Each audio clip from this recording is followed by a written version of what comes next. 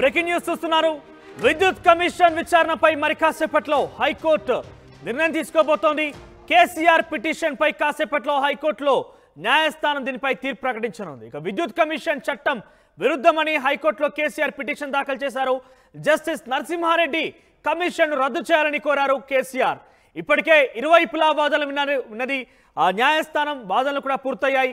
ఈ నేపథ్యంలోనే ఈరోజు నిర్ణయం తీసుకునే అవకాశం కనబడుతోంది. కేసీఆర్ రిట్ పిటిషన్ విచారణ అర్హతపై కాసేపట్లోనే హైకోర్టు తీర్పు ఇవ్వనుంది. సో ఏదేమైనా కూడా గత ప్రభుత్వంలో 10 సంవత్సరాల పాటుగా విద్యుత్ సంస్కరణల విషయాల్లో కావచ్చు, విద్యుత్ ఒప్పందాల విషయంలో కావచ్చు, జరిగిన అవకతవకలు, అవినీతి అంశాలపైన ఈ ప్రభుత్వం ఒక ప్రత్యేక కమిషన్ ఏర్పాటు చేసింది. జస్టిస్ నరసింహారెడ్డి దీనికి ప్రాతినిధ్యం వహిస్తున్నారు. అయితే ఇటీవల కాలంలోనే నేరుగా కేసీఆర్నే దీనికి సంబంధించి పూర్తి స్థాయి విచారణకి హాజరు కావాలి, లేదంటే మీపై 15 తారీఖు 30 తారీఖు గడువు కూడా ఇచ్చారు వాళ్ళందరికీ కూడా. ఓవరాల్ గడువు ఇచ్చినప్పటికీ కేసీఆర్ హాజరు కాలేదు. గతంలో ఒకసారి ఇచ్చి దాన్ని పొడిగించారు కూడా. ఎన్నికల నేపథ్యంలో మరోసారి ఇచ్చినప్పటికీ కేసీఆర్ ఒక లేఖ ద్వారానే సమాధానం ఇచ్చారు. ఆ లేఖ ద్వారా సమాధానం ఇస్తున్న నేపథ్యంలో జస్టిస్ నరసింహారెడ్డి కమిషన్ పూర్తిగా చట్టవిరుద్ధంగా ఉందంటూ కూడా ఆయన మెన్షన్ చేశారు. దయచేసి మీరు ఈ కమిషన్ యొక్క బాధ్యతల నుంచి తొలగిపోవాలంటూ కూడా నరసింహారెడ్డికి సూచనలు సలహాలు ఇస్తున్నట్టు కూడా మనం చూసాం. సో ఈ నేపథ్యంలో మరో చర్చ కూడా మొదలైంది. కేసీఆర్ ఈ కమిషన్ని సవాల్ చేస్తూ హైకోర్టులో పిటిషన్ దాఖలు చేశారు, రిట్ పిటిషన్. దీనికి సంబంధించి ఇప్పటికే ఇరుపక్షాల వాదనలు వింది హైకోర్టు. ఇక ఈ రోజు ఒక తీర్పు కూడా తీసుకునే అవకాశం కనబడుతోంది.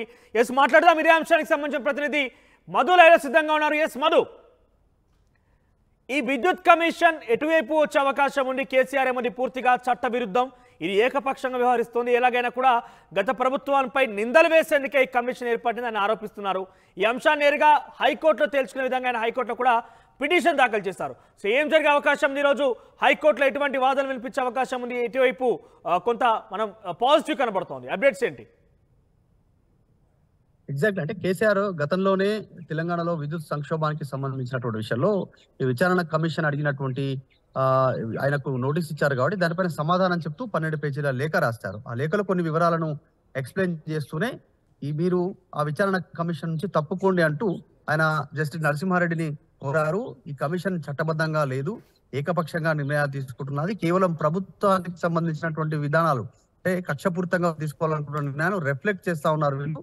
ఎందుకంటే ప్రభుత్వం ఏదైతే చెప్పిందో మీడియా సమావేశంలో కానీ, శ్వేతపత్రం పేరిట కానీ, గతంలో అసెంబ్లీ వేదికగా వాళ్ళంతా చేసినటువంటి ఆరోపణలే యాజ్ ఇట్ ఈజ్ గా ఈ కమిషన్ రిఫ్లెక్ట్ చేసింది అదే విధానాన్ని వీళ్ళు కూడా మీడియా సమావేశం ద్వారా చెప్పారు. సో వీరి విధానం తెలిసిపోయింది. ఇది కమిషన్ ఏకపక్షంగానే వ్యవహరించేటువంటి అవకాశం ఉంది, కమిషన్ మీద నమ్మకం లేదు, ఆ కమిషన్ నుంచి తప్పుకోవాలంటే ఆయన లేఖ రాశారు. ఈ అంశానికి సంబంధించి సంతృప్తి చెందినటువంటి జస్టిస్ నరసింహారెడ్డి కమిషన్ మరింతగా సమాచారం కోరేటువంటి అవకాశం ఉండడంతో రిట్ పిటిషన్ వేశారు హైకోర్టులో. కేసీఆర్ కమిషన్ రద్దు చేయాలి, చట్టబద్ధత లేదు ఈ కమిషన్ అనేటువంటిది. ఎందుకంటే విద్యుత్ కొనుగోలుకు సంబంధించినటువంటి విషయంలో ఛత్తీస్గఢ్ నుంచి 2014 సంవత్సరం తర్వాత కొనుగోలు సంబంధించినటువంటి ఒప్పందాలు ఏవైతే ఉన్నాయో అవంతా కూడా అప్పుడున్నటువంటి ఆమోదయోగ ప్రకారమే జరిగాయి. కమిషన్ కు దాన్ని విచారించేటువంటి హక్కు లేదంటూ మాట్లాడుతూనే ఈ కమిషన్ రద్దు చేయాలి, నమ్మకం లేదు మాకు అంటూ ఆయన పిటిషన్ దాఖలు చేశారు.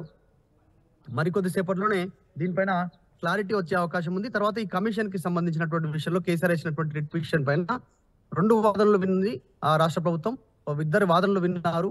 కమిషన్ కు చట్టబద్ధత ఉంది అనేటువంటిది ఒకవైపు, కమిషన్ మీద నమ్మకం లేదనేటువంటి వీళ్ళు. ఎందుకంటే ఎన్టీఆర్ ముఖ్యమంత్రిగా ఉన్నటువంటి సమయంలో గతంలో ఉమ్మడి ఆంధ్రప్రదేశ్ లో కూడా ఇదే రకమైనటువంటి ఒక కమిషన్ చర్చకు తావిచ్చినప్పుడు ఆ కమిషన్ ఎవరైతే కమిషన్ చైర్మన్ గా ఉన్నారో వారిపైన నమ్మకం లేదు అంటూ గతంలో అప్పుడున్నటువంటి మాజీ ముఖ్యమంత్రి ఉన్నటువంటి ఎన్టీఆర్ సవాల్ చేశారు హైకోర్టులో. ఆయనను తప్పించింది. ఆ సమయంలో ఆయనను తప్పించినటువంటి సమయంలో ఆయన తప్పుకుంటూనే మరొకరిని కూడా సూచించినటువంటి సందర్భం చేశారు ఆ కమిషన్ చైర్మన్. సో ఆ సమయంలో ఆయన సూచించినటువంటి వ్యక్తి పైన కూడా నమ్మకం లేదంటూ హైకోర్టుకు వెళ్లారు. సో ఇలా హైకోర్టుకు వెళ్ళడం అనేటువంటిది గతంలో జరిగింది కాబట్టి యాజ్ ఇట్ ఈజ్ గా ఇప్పుడు కూడా కేసీఆర్ ఇక్కడ చట్టబద్ధత లేనటువంటి కమిషన్ వ్యవహరించేటువంటి తీరు కూడా కరెక్ట్ గా లేదు కాబట్టి నమ్మకం లేదనేటువంటిది ఆయన హైకోర్టులో పిటిషన్ వేశారు. దానిపైన కొద్దిసేపట్లోనే కీలక తీర్పు రానుంది. నిజంగానే ఇది ఒక బిగ్ డే అని చెప్పాలి కేసీఆర్ కానీ ఈ విద్యుత్ కమిషన్ కి సంబంధించిన విషయంలో వస్తున్నటువంటి ఆరోపణల విషయంలో కానీ. ఎందుకంటే శ్వేతపత్రం విడుదల చేశారు, 1000 కోట్ల అప్పులు అయ్యాయి, లక్షల చాలా మంది అంటే తెలంగాణ వచ్చిన తర్వాత అనేక ఒప్పందాలు జరిగిన కోట్ల అవినీతి జరిగింది అనేటువంటిది ఇప్పుడున్న ప్రభుత్వం ఆరోపిస్తా ఉంది విద్యుత్ సంక్షోభానికి సంబంధించినటువంటి విషయంలో. ఇప్పుడు తక్కువ ధరకు దొరికేటువంటి విద్యుత్తుని ఎక్కువ డబ్బులు చెల్లించి కొనుగోలు చేశారు. ఇదంతా కమిషన్లకు కాంట్రాక్టులకు మధ్య జరిగినటువంటి ఒప్పందం అనేటువంటిది ఆరోపణలు చేస్తా ఉన్నారు. సో ఈ విషయంలో మరికొద్ది సేపట్లో తీర్పు రానుంది కాబట్టి ఇది నిజంగానే బిగ్ డే అని చూడాలి. సో మధు, ఇక్కడ కమిషన్కి సంబంధించి కమిషన్ యొక్క చైర్మన్ని తొలగింపు కావచ్చు, లేకుంటే కమిషన్ని పూర్తిగా రద్దు చేసే అవకాశం అటు హైకోర్టుకి ఆ పరిధిలోకి వస్తుందా? అంటే అంతటి స్థాయి హైకోర్టు నిర్ణయం తీసుకునే అవకాశం ఉందా? ఖచ్చితంగా గతంలో జరిగినటువంటి తీర్పును వీళ్ళు ఉటంకిస్తా ఉన్నారు. ఇందాక చెప్పినట్టు ఎక్స్ప్లెయిన్ చేసినట్టు ఎన్టీఆర్ గతంలో ఇలాగే ఒక కమిషన్ పైన హైకోర్టుకు వెళ్లారు, నమ్మకం లేదంటూ.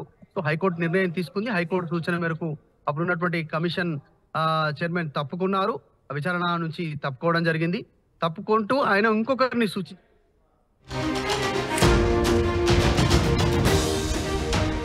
రిట్ పిటిషన్ ని హైకోర్టు కొట్టివేసింది.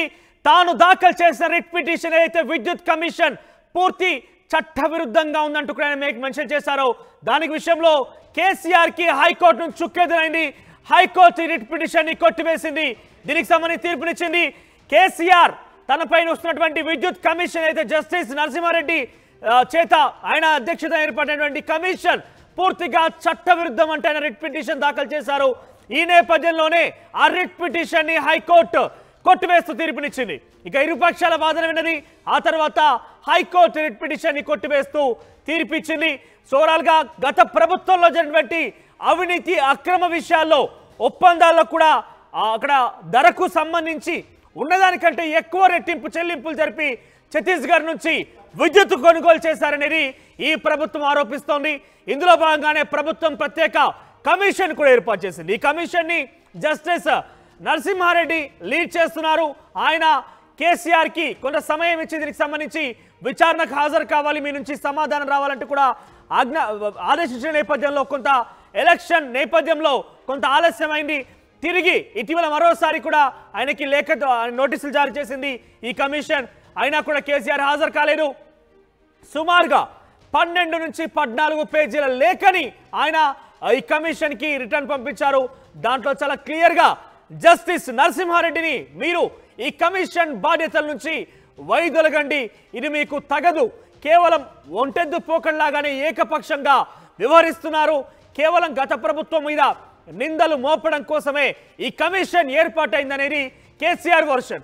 సో 12 నుంచి 14 పేజీల లేఖ రాశారు. ఆ తర్వాత కేసీఆర్ నేరుగా దీనికి సంబంధించి హైకోర్టులో కూడా రిట్ పిటిషన్ దాఖలు చేశారు.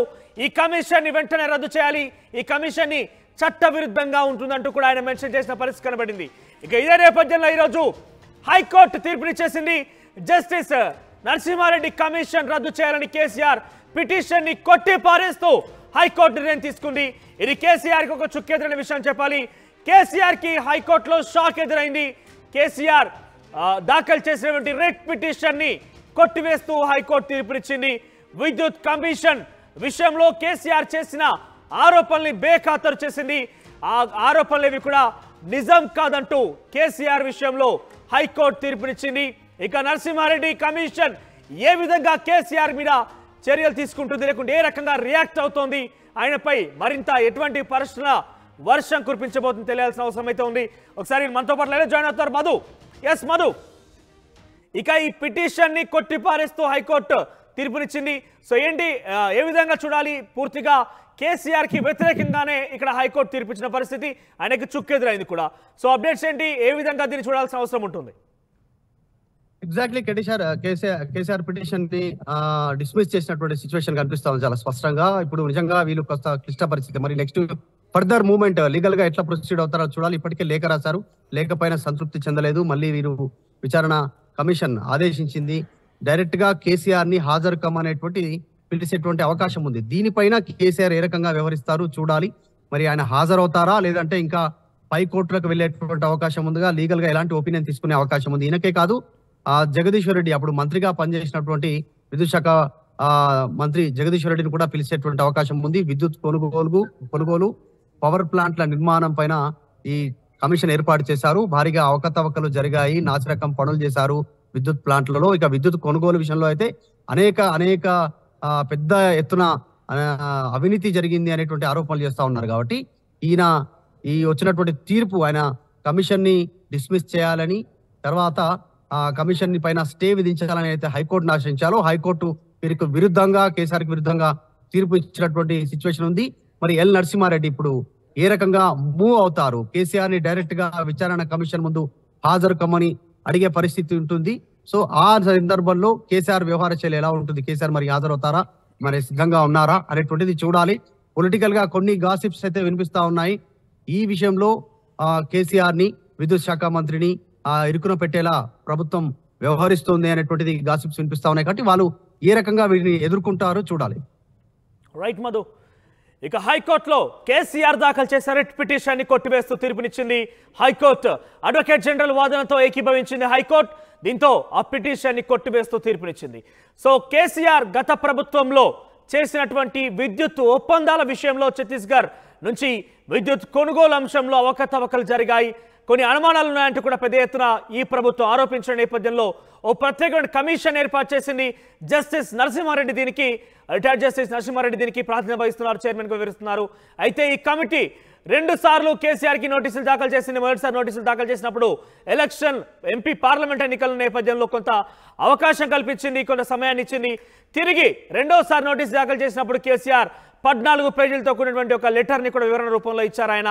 దాంట్లో జస్టిస్ నరసింహారెడ్డిని కూడా ఆయన ఉద్దేశిస్తూ, మీరు సబబుగా లేరు, మీకు ఈ యొక్క విషయం తగదు, మీరు వెంటనే ఈ పదవి నుంచి తొలగిపోండి, మీకు ఇది ఏకపక్షంగా వివరించినట్టు కనబడుతోంది, మీరు మీడియా సమావేశం ఏర్పాటు చేయకూడదు, మీరు మీడియాకి లీకులు ఇవ్వకూడదు అంటూ కూడా ఆయన పలుమార్లు అందులో ఉద్దేశిస్తూ 14 పేజీల లేఖలో పొందుపరిచారు.